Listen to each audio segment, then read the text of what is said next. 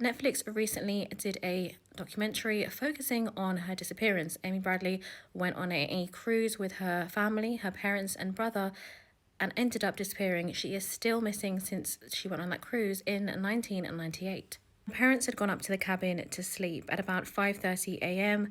Her father said that he looked outside and saw her legs outside and went back to bed. 30 minutes later, he looked outside again and she was gone. Her lighter and cigarettes were gone, but her shoes remained. Now, this documentary showed more examples of potential sightings, alleged sightings, by various eyewitnesses, but none of them reported these sightings at the time.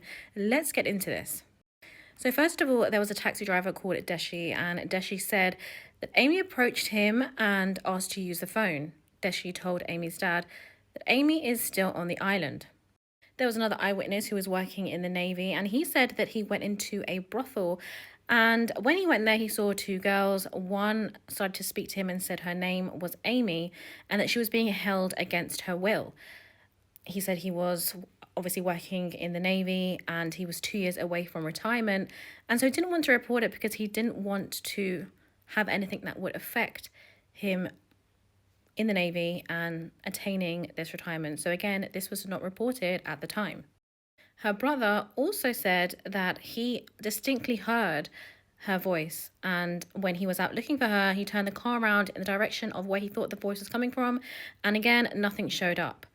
But he said he distinctly remembered hearing her voice, and then nothing. The main person that stood out to me was somebody by the name of Yellow. There have also been a lot of questions asked about Alistair Douglas, also known as Yellow, and he was part of the band that was playing on the ship. You have to question what they were doing going up to the disco after 3 a.m. after it had closed. Like, what was the point of that? Amy and Yellow were also seen between 5 a.m. and 6 a.m.